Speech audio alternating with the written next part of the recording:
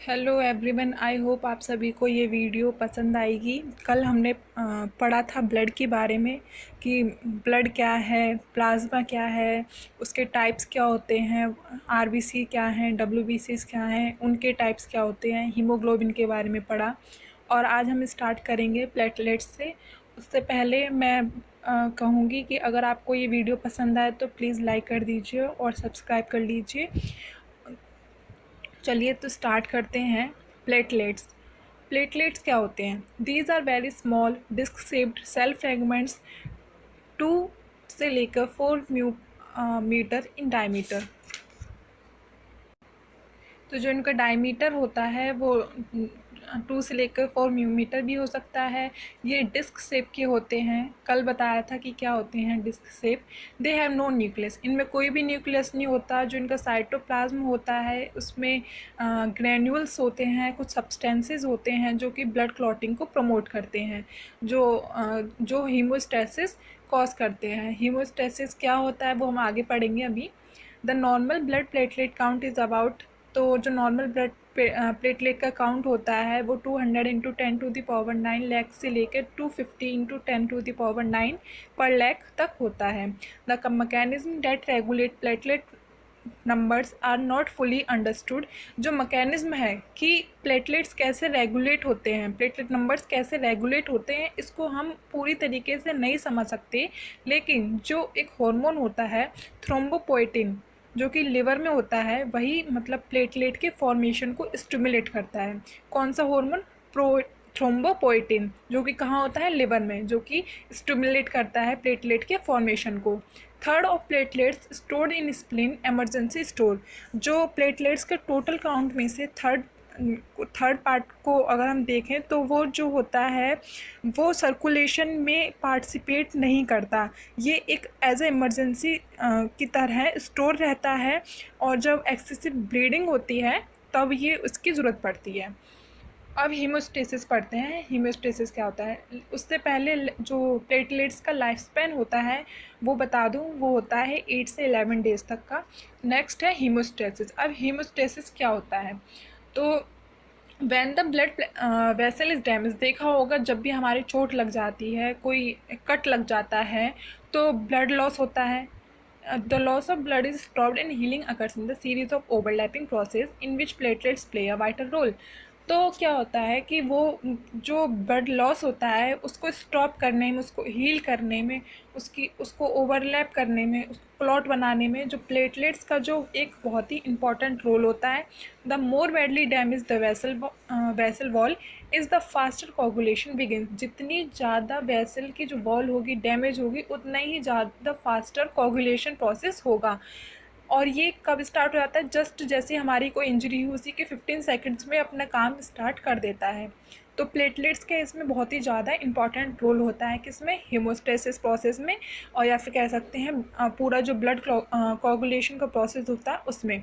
अब देखिए ये डायग्राम के थ्रू हम समझते हैं इसमें क्या हुआ है कि ब्लड इंजरी हुई है, एक वेसल है वो जो कि डैमेज हो गई है, उसमें प्लेटलेट्स हैं, आरबीसीज हैं, तो क्या हुआ? वो वेसल के थ्रू बाहर जा रहे हैं। नेक्स्ट डायग्राम में क्या आ रहा है? वैसो कॉन्ट्रिक्शन, वेसल्स जो हो रही हैं वो कॉन्स्ट्रिक्ट कर रही हैं ताकि वो एक्सेसिव ब्लड लॉस को रोक सकें। तो स्मूथ मसल कॉन्ट्रैक्ट्स कर रही हैं to prevent the excessive blood flowing, जो ब्लड जो निकल रहा है उसको रोकने के लिए।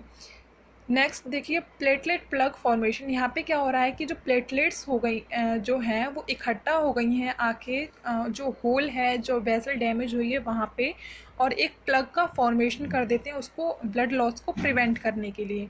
और नेक्स्ट में क्या है? कोगुलेशन, जिसमें क्या हो गया है, जो फिम्ब्रीन है वो जो मैस है पूरा फिम्ब्रीन का, वो प्लेटलेट्स पे आके अटैच हो गया है, क्या इसको रोकने के लिए। नेक्स्ट देखो, अब हम पढ़ते हैं वैसोकॉन्ट्रिक्शन से। पहला प्रोसेस तो पता ही है कि हाँ इंजरी हुई, ब्लड निकला, ब्लड लॉस हुआ। अब उसके बाद अब होता है वैसोकॉन्ट्रिक्शन। वैसोकॉन्ट्रिक्शन में क्या होता है? जब प्लेटलेट्स आते हैं एक दूसरे, when a platelet came into contact with the damaged blood vessel, तो जब डैमेज ब्लड वेसल के कांटेक्ट में प्लेटलेट्स आते हैं, देयर सरफेस बिकम स्टिकी, उनका सरफेस कैसा होता है? स्टिकी, चिपचिपा हो जाता है। And they adhere to damaged wall, और वो डैमेज्ड वॉल से क्या होते हैं? चिपक जाते हैं, है ना। They released serotonin and thromboxane ये हॉर्मोन्स वो जो होता है प्लेटलेट्स ये रिलीज़ करते हैं serotonin and thromboxane which constrict the vessel, जो वेसल को कॉन्स्ट्रिक्ट करने में हेल्प करता है। वो एक्सेसिव ब्लड को फ्लो जो फ्लोइंग हो रहा है उसको रोकता है, स्टॉप करता है और उसमें हेल्प करता है। फिर क्या होगा, प्लेटलेट प्लग फॉर्मेशन। अब प्लेटलेट प्लग फॉर्मेशन क्या होता है, देखो क्या होता है, जब जो स्टिकी प्लेटलेट्स होते हैं वो एक साथ चिपक जाते हैं, sticky platelet clump together and release other substances including, अब वो और सब्सटेंसेज को भी रिलीज़ करते हैं, जैसे कि अभी उन्होंने हार्मोन रिलीज़ किया था सर्टोनिन एंड थ्रोम्बोक्सिन, ऐसे ही वो एडीपी को भी रिलीज़ करेंगे, एडिसन डाइफॉस्फेट, जो क्या करेगा, which attract more platelets to the site. अब वो दूसरे और प्लेटलेट्स को अट्रैक्ट करेगा ताकि वो वहाँ पे आके चिपक जाएं, which is the positive feedback system by which many platelet rapidly gather at the site of vascular damage. ये क्या होता है, एक पॉजिटिव फीडबैक होता है इस सिस्टम का, जिसमें क्या होता है प्लेटलेट्स रैपिडली क्या होते हैं, जल्दी जल्दी आके जो डैमेज वस्कुलर साइट है या डैमेज वस्कुलर वॉल है उस पर आके क्या करते हैं, ये इकट्ठे हो जाते हैं और एक टेम्पररी सील को फॉर्म कर देते हैं। जब वो इकट्ठे होंगे तो एक सील फॉर्म हो जाएगी। अब हम स्टार्ट करेंगे ब्लड ग्रुप। ब्लड ग्रुप के बारे में हमने पढ़ा था कि कोडोमिनेंस में आता है, जेनेटिक्स में क्लास 12th में पढ़ चुके हैं। तो पढ़ते हैं आगे। The RBC carry a range of different proteins called antigens that can stimulate an immune response if transferred from one individual the donor into the blood stream of an incompatible individual. अब बोलते हैं कि जो RBC के अंदर different proteins होते हैं जिनको एंटीजन कहते हैं, ये एक इम्यून रेस्पॉन्स को स्टिमुलेट करते हैं, और फिर जब अगर हम ट्रांसफ़र करते हैं किसी भी एक इंसान से किसी दूसरे पर्सन में ब्लड को, तो क्या होता है, this antigen which are inherited determine the individual's blood group. और जो ये एंटीजन मतलब ब्लड अगर ट्रांसफ़र करेंगे तो मतलब ऑब्वियस सी बात है कि एंटीजन भी जाएंगे, तो ये जो एंटीजन होते हैं ये किसी भी पर्सन का, किसी भी इंडिविजुअल का ब्लड ग्रुप डिटरमाइन करने में हेल्प करते हैं। Individuals make antibody to these antigens. अब क्या करेंगे, ये जो एंटीजन है किसी इंसान के अंदर गए तो वो क्या बनाएगा, इनके अगेंस्ट में इनके अपोजिट में एंटीबॉडी बनाएगा, but not to their own type of antigen. But लेकिन जैसा एंटीजन है उसी तरीके को वो एंटीबॉडी नहीं बनाएगा। ऐसे एग्जांपल लेते हैं, जैसे कि किसी का ब्लड ग्रुप ए है, तो अगर हमने किसी पर्सन के अंदर हमने उसको भेजा, किसी भी ऐसे पर्सन के अंदर जिसका ब्लड ग्रुप ए नहीं हुआ, समझ लेते हैं उसके अंदर हमने भेजा, तो वो एंटीबॉडी, दूसरा जो पर्सन है वो उस एंटीजन ए के अगेंस्ट में एंटीबॉडी ए नहीं बनाएगा, वो अपोजिट बनाता है। सेम एंटीजन मतलब सेम एंटीजन होगा तो सेम एंटीबॉडी नहीं बनेगी। आगे देखते हैं। Individuals make antibodies to these antigens but do not their own type of antigen, since if they did antigen and antibodies would react. अगर ऐसा होता है कि किसी का एंटीजन और एंटीबॉडी रिएक्ट करते हैं तो उससे क्या होता है, मतलब किसी का ब्लड ग्रुप सेम नहीं हुआ। अब क्या होता है कि किसी का एंटीजन ए है तो दूसरे पर्सन के अंदर भी एंटीजन ए होना चाहिए। मतलब एंटीबॉडीज़ तो सेम नहीं होती, एंटीबॉडी डिफरेंट होती है। मतलब किसी का ए है तो उसकी एंटीबॉडी बी होगी, और किसी का ब्लड ग्रुप बी है तो उसकी एंटीबॉडी ए होगी। इसी तरीके से क्या होता है कि अगर किसी का ब्लड ग्रुप सेम नहीं है, किसी का एंटीजन ए है और हमने उस किसी दूसरे ब्लड ग्रुप के अंदर डाल दी जिसका एंटीजन ए नहीं है, तो क्या होगा, एक पोटेंशियली फैटल रिएक्शन होगी। मतलब कि एक ऐसी रिएक्शन जिसमें इंसान को सीवियर प्रॉब्लम हो सकती है, उसकी डेथ भी हो सकती है। If individual are transfused with the blood of the same group, अगर किसी भी इंडिविजुअल के अंदर सेम टाइप का ब्लड डाला जाता है सेम ग्रुप का, that is possessing the same cell surface antigen, मतलब उसके अंदर सेम एंटीजन भी होगा, their immune system will not recognise them as foreign. तो जो क्या होगा, अगर किसी का ब्लड ग्रुप ए है और दूसरे बंदे का भी ब्लड ग्रुप ए है, तो हमने उसके अंदर अगर ट्रांसफ़र किया ब्लड, तो क्या होता है कि वो कोई भी जो उसका इम्यून सिस्टम है वो उसको फ़ॉरेन नहीं समझेगा, बाहर का नहीं समझेगा, तो उसके अगेंस्ट में कोई ऐसी एंटीबॉडी मतलब नहीं बनाएगा जिससे कि किसी भी पर्सन को कोई भी सीवियर प्रॉब्लम हो, और उसको वो रिजेक्ट नहीं करेगा लेने से। नेक्स्ट फिर platelet plug formation is usually complete with in 6 minutes of injury. तो जो प्लेटलेट का प्लग फॉर्मेशन होता है इंजरी के जस्ट 6 मिनट बाद ही स्टार्ट हो जाता है उसका फॉर्मेशन। अब क्या होता है कि हमारा थर्ड स्टेप आ गया कोगुलेशन। पहले क्या हुआ था हमारा वैसोकॉन्ट्रिक्शन, वेसल्स का कॉन्ट्रिक्शन हुआ था, वेसल कॉन्स्ट्रिक्ट हुई थी। फिर हमारा एक प्लग का फॉर्मेशन हुआ प्लेटलेट के थ्रू। अब हमारा है कोगुलेशन, मतलब वो तो टेम्परेरी सील थी, लेकिन क्या होता है कि अगर वो उसको हम टच करेंगे वो हल्का सा भी अगर किसी से लग जाएगा तो ब्लड दोबारा से फ्लो हो जाएगा। तो नेक्स्ट अब उसकी ओवरलैपिंग भी होगी ताकि वो अच्छे से कवर अप हो जाए जो इंजरी हमारी हुई है। अब coagulation, the clotting factor activate each other in specific order. जो क्लॉटिंग फैक्टर्स होते हैं कोगुलेशन में, जो क्लॉटिंग फैक्टर्स पार्टिसिपेट करते हैं वो एक दूसरे को एक्टिवेट करते हैं स्पेसिफिक ऑर्डर में, resulting in the formation of prothrombin activator. जिससे क्या होता है कि प्रोथ्रोम्बिन एक्टिवेटर का फॉर्मेशन होता है। तो जो प्रोथ्रोम्बिन एक्टिवेटर होता है वो एक एक्टिवेट करता है एंजाइम को, thrombin thrombin prothrombin activator activate the enzyme thrombin, जो कि convert inactive fibrinogen to insoluble threads of fibrin. अब थ्रोम्बिन क्या करता है कि जो इनएक्टिव फिब्रोजिन होती हैं उनको इनसॉल्युबल थ्रेड्स ऑफ फिब्रिन में वो कन्वर्ट करता है। वही थ्रेड्स जो प्लेटलेट्स के ऊपर आके अटैच हो गए थे, उससे जुड़ गए थे। एज क्लॉटिंग प्रोसीड्स, जैसे जैसे क्लॉटिंग आगे बढ़ती है, the platelet plug stabilised by increasing amount of fibrin. अब जो प्लेटलेट प्लग का जो फॉर्मेशन हुआ है वो भी स्टेबलाइज हो जाता है, रुक जाता है थोड़ा। क्यों? क्योंकि वहाँ पे फिब्रिन का जो अमाउंट है वो बढ़ जाता है। अब फिब्रिन हमारा कहाँ से आया, वो जो फिब्रिन के थ्रेड्स कहाँ से आए, वो इनएक्टिव फिब्रोजिन से, जिसको किसने कन्वर्ट किया, थ्रोम्बिन ने कन्वर्ट किया इनएक्टिव फिब्रोजिन को एक थ्रेड्स ऑफ फिब्रिन में। वो फिब्रिन उस जो प्लग का फॉर्मेशन हो उसके ऊपर आके वो अटैच हो जाते हैं और अपना अमाउंट, उनका अमाउंट धीरे धीरे बढ़ जाता है, जिससे क्या होता है कि जो प्लग है वो स्टेबलाइज हो जाता है। Next, the maturing blood clot traps blood cells and other plasma proteins. जो मेच्योरिंग ब्लड क्लॉट होता है वो ब्लड सेल्स को ट्रैप कर लेता है और दूसरे जो प्लाज्मा प्रोटीन्स होते हैं उनको भी, जिसमें प्लाज्मोजिन भी होता है। And it is much stronger than the rapidly formed platelet plug. ये किससे ज़्यादा स्ट्रॉन्गर होता है, जो प्लेटलेट प्लग जो फॉर्म हुआ है उससे ज़्यादा स्ट्रॉन्गर होता है। स्ट्रॉन्गर मतलब कि ईजिली वो अगर किसी चीज़ से लग जाए तो वो मतलब ईजिली डैमेज नहीं होगा, ब्लड फ्लो एकदम से नहीं होगा। अब देखो, the final common pathway can be initiated by two process which often occur together. जो फाइनल एक पाथवे है वो दो प्रोसेस से होता है। एक तो होता है एक्सट्रिंसिंग, एक होता है इंट्रिंसिंग।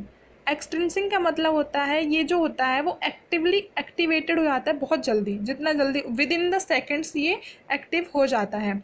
नेक्स्ट पॉइंट इसमें है, damage tissue releases a complex chemical called thromboplastic tissue factor. मतलब इसको टिश्यू फैक्टर भी कहते हैं। जो थ्रोम्बोप्लास्टिक है, ये जो डैमेज टिश्यू होते हैं वो एक केमिकल को रिलीज़ करते हैं जिसका नाम होता है थ्रोम्बोप्लास्टिक, या फिर टिश्यू फैक्टर भी कह सकते हैं, जो कि कोगुलेशन को इनिशिएट करता है। इंट्रिंसिक में क्या होता है, the extrinsic pathway is slower. यहाँ पे थोड़ी मिस्टेक है, यहाँ पे जब इंट्रिंसिंग होगा, एक्सट्रिंसिंग नहीं है, यहाँ पे इंट्रिंसिंग है। The intrinsic pathway is slower 3 to 6 minutes and triggered. ये जो पाथवे होता है, मतलब एक्सट्रिंसिंग तो रैपिडली एक्टिवेट हो जाता है लेकिन ये थोड़ा टाइम लेता है, ये 3 to 6 मिनट्स ले लेता है एक्टिव होने में। ट्रिगर्ड व्हेन ब्लड, और ये कब मतलब कब इसका स्टार्टिंग कब होगी इसकी, जब जो ब्लड है वो डैमेज ब्लड वेसल के कांटेक्ट में आ जाएगा तब इसकी स्टार्टिंग हो जाएगी, मतलब इसका फॉर्मेशन होना शुरू हो जाएगा। और ये फिर क्या करेगा, जो एंडोथीलियम है उसको ये लाइनिंग प्रोवाइड कराएगा। Clot shrinkage pulls the edges of the damaged. Clot जो होगा वो श्रिंक होगा तो वो क्या करेगा, डैमेज जो ब्लड वेसल है उनकी एजेस को आपस में पास लेके आएगा, पुल करेगा और ब्लड लॉस को ये रिड्यूस करेगा। जो ब्लड वेसल में जो ब्लड वेसल कह सकते हैं, वेसल वॉल कह सकते हैं, जिसमें जो होल हुआ है उसको ये क्लोज करेगा। अब नेक्स्ट आ गया thrombolysis. After the clot has formed the process of removing it and healing the damaged blood vessel begin. अब क्लॉट तो फॉर्म हो गया है, अब क्या होगा, उसको क्लॉट अब है तो उसको हटेगा भी तो हमेशा के लिए वो क्लॉट तो वहाँ रहेगा नहीं।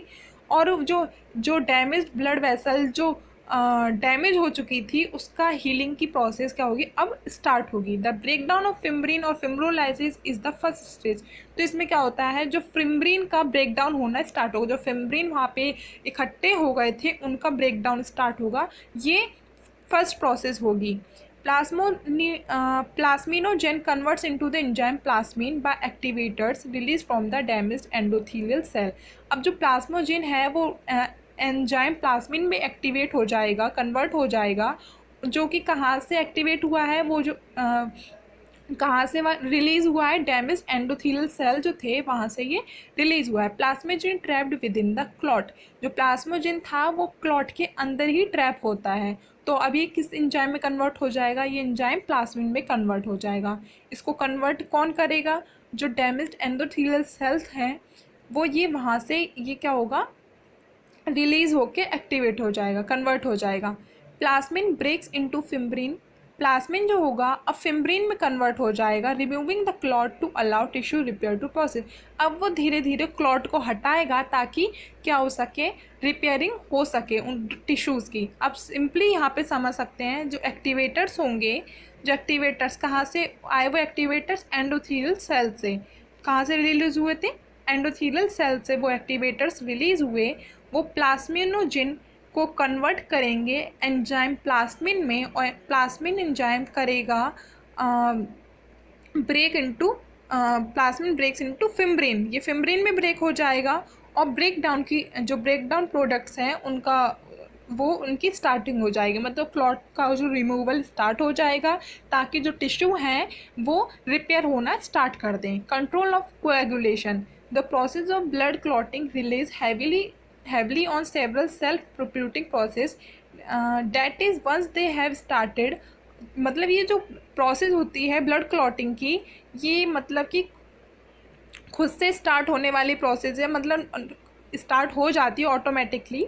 और ये जब एक बार स्टार्ट हो जाती है तो ये एक पॉजिटिव फीडबैक देती है और ये अपना जो ये कंटिन्यू चलती रहती है। बट ये मतलब कुछ समय बाद ये जो है कंट्रोल होना भी स्टार्ट हो जाती है, क्योंकि क्लॉट का रिमूवल होगा तभी तो जो अंदर के टिश्यू हैं वो धीरे धीरे क्या करेंगे, रिपेयर होना स्टार्ट करेंगे। अब हम पढ़ेंगे एवियो सिस्टम के बारे में, क्या होता है ये। तो ये एवियो सिस्टम हमने कोडोमिनेंस का ही पार्ट होता है, जो कि हमने 12th में पढ़ा था जेनेटिक्स में, आई होप आपको याद होगा। तो क्या होता है, फर्स्ट पॉइंट देखते हैं। About 55% of the UK population either A type antigen blood group A, B type antigen blood group B, और बोथ ए बी और their cell red cell surface. जो यूके की पॉपुलेशन में से 55% लोगों के पास या तो ए टाइप का ब्लड ग्रुप है या फिर बी टाइप का ब्लड ग्रुप है या फिर दोनों है, ए बी दोनों उनके सेल के सरफेस पे। रिमेनिंग जो 45% लोग हैं उनके पास ना तो ए है ना ही बी टाइप का एंटीजन है, ना मतलब कह सकते ना ही ए टाइप का ब्लड ग्रुप है ना ही बी टाइप का ब्लड ग्रुप है, मतलब फिर उनके पास होगा ओ टाइप का blood group. Corresponding antibody are called antibody A, antibody B. इनकी जो एंटीबॉडी होती है वो करस्पॉन्डिंग होती है। जैसे ए ब्लड ग्रुप है किसी का तो उसकी एंटीबॉडी बी होगी, बी ब्लड ग्रुप है किसी का तो उसकी एंटीबॉडी ए होगी। तो ऐसे उनके नेम दे दिए हैं, antibody A, antibody B. Blood group A individual don't make antibody A. अब एक बात याद रखना कि एंटीजन जो होते हैं वो सेम टाइप के एंटीबॉडी नहीं बनाते अपनी जैसी, मतलब ब्लड ग्रुप ए है तो उसकी एंटीबॉडी ए नहीं होगी, उसकी एंटीबॉडी बी होगी। ऐसे ही ब्लड ग्रुप बी है तो वो एंटीबॉडी ए बनाएगा केवल। फोर्थ पॉइंट में यही दिया है, blood group B individual for same can make only antibody A. Blood group A B neither make antibody A nor antibody B. तो ब्लड ग्रुप ए जो है वो ना ही एंटीबॉडी ए बनाएगा ना ही एंटीबॉडी बी बनाएगा। क्योंकि अगर ऐसा हुआ तो क्या होता है, जैसे कि ए बी ब्लड ग्रुप है, अगर उसने एंटीबॉडी ए बनाई तो वो केवल क्या, तो अगर उसके अंदर बी ब्लड ग्रुप डाला गया, बी ब्लड ग्रुप हुआ, तो फिर दोबारा से वही फैटल रिएक्शन हो जाएगी। और बी, अगर केवल वो एंटीबॉडी उसने बी बनाई तो ए ब्लड ग्रुप डाला गया तो फिर फैटल रिएक्शन होगी। तो उसके पास ना ही एंटीबॉडी ए होती है ना ही एंटीबॉडी बी होती है। तो इसी वजह से क्या होता है, वो दोनों ही ब्लड ग्रुप, अगर दोनों ब्लड ग्रुप के लोग अगर उसको ब्लड दें, ब्लड ग्रुप ए के लोग उसको ब्लड दें, ब्लड ग्रुप बी के लोग उसको ब्लड ग्रुप दें, ब्लड ग्रुप ए बी के लोग उसको ब्लड ग्रुप दें, अपना ब्लड दें, तो क्या होता है कि वो कोई भी उसमें कोई भी फैटल रिएक्शन नहीं होगी। इसलिए इसको यूनिवर्सल रिसिपिएंट भी कहा जाता है। ब्लड ग्रुप ए बी को यूनिवर्सल रिसिपिएंट कहा जाता है क्योंकि कोई भी एंटीबॉडी ये नहीं बनाते हैं। ठीक है। Blood group O makes both antibody A and antibody B. अब ब्लड ग्रुप ओ जो है वो दोनों एंटीबॉडी बनाता है, एंटीबॉडी ए भी बनाता है, एंटीबॉडी बी भी बनाता है। इसलिए केवल ये जो होता है वो यूनिवर्सल डोनर होता है, ये जो ब्लड ग्रुप ओ है।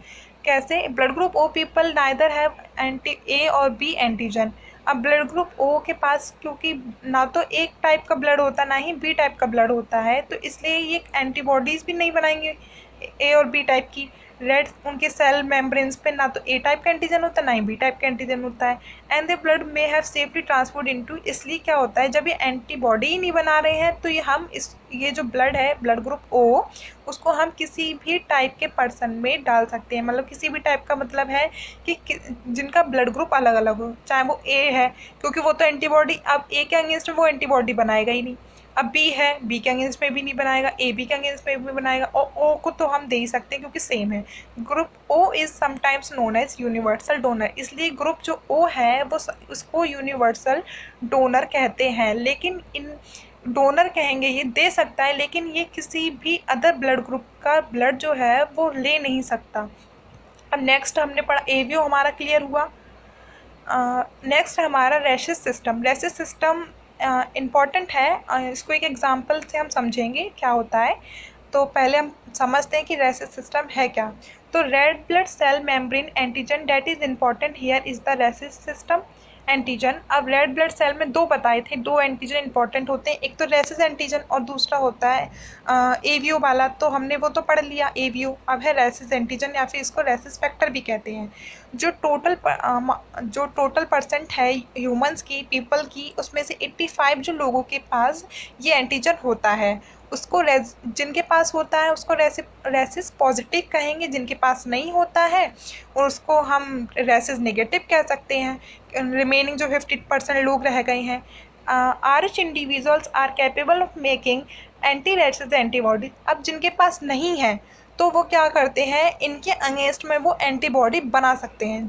जो लोग आर एच नेगेटिव हैं, रैसिस नेगेटिव हैं, वो लोग एंटी रैसिस एंटीबॉडी बना सकते हैं, but are stimulated to do so only in the certain. लेकिन ये जो स्टिमुलेट होता है ये कब बनाते हैं, कुछ सर्टेन कंडीशंस होती हैं, या फिर कह सकते हैं किसी भी रैसिस पॉजिटिव पर्सन की कांटेक्ट में, उसके ब्लड के कांटेक्ट में आने पे ही ये स्टिमुलेट होंगी। एग्जांपल है प्रेगनेंसी के टाइम पे। अब प्रेगनेंसी के टाइम पे कैसे होती हैं, चलो पढ़ते हैं इसको डिटेल में। जैसे कि एक मदर है जिसके ब्लड में RH नेगेटिव एंटीजन है, तो वो अब RH नेगेटिव है, रैसिस नेगेटिव है, मतलब उसके अंदर रैसिस नहीं है, रैसिस एंटीजन नहीं है, तो वो रैसिस एंटीबॉडी भी बना सकती है, क्योंकि जिनके पास नहीं होता है वो एंटी रैसिस एंटीबॉडी बनाएगी।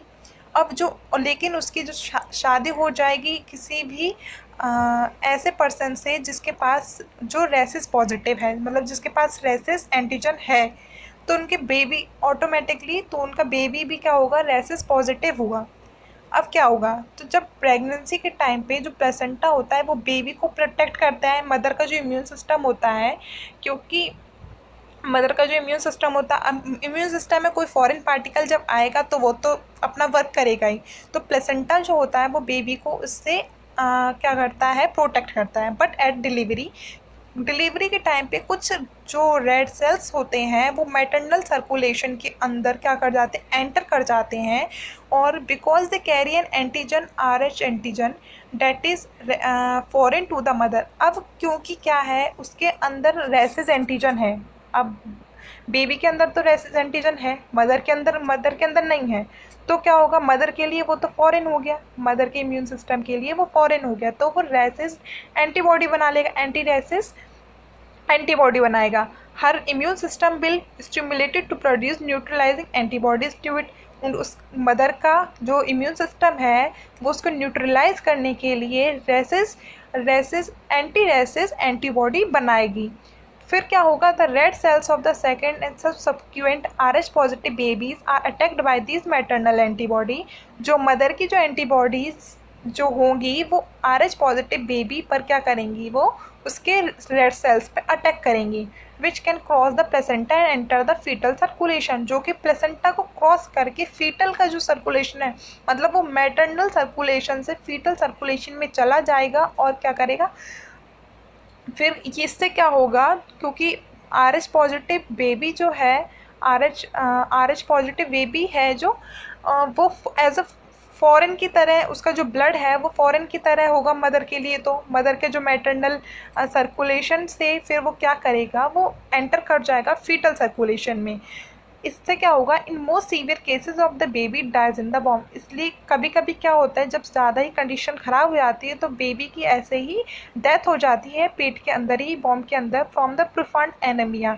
क्योंकि उसमें क्या होता है, एनीमिया की कमी हो जाती है। क्योंकि क्या होगा, वो रेड ब्लड सेल्स पे ही तो अटैक करेगा, क्यों करेगा, क्योंकि RH positive antigen red cells में है, इसलिए। In less serious circumstances the baby suffer from some degree of anaemia which is corrected with the blood transfusion. अगर ज़्यादा सीरियस केसेस नहीं है तो उसमें क्या होता है, ब्लड ट्रांसफ्यूज़न के थ्रू बेबी को हम बचा सकते हैं। अब एक और चीज़ है, if an RH negative mother is given an injection of RH anti-Rh antibody. अगर एक RH नेगेटिव मदर को पहले से ही अलग से एक इंजेक्शन दे दिया जाए एंटी रैशेस एंटीबॉडी का, कब, with in the 72 hours of the delivery होने से 72 आवर्स पहले ही, मतलब उसको हम दे दें RH पॉजिटिव बेबी की डिलीवरी होने से पहले ही, तो जो उसका इम्यून सिस्टम है वो खुद से कोई एंटी-RH एंटीबॉडी नहीं बनाएगा।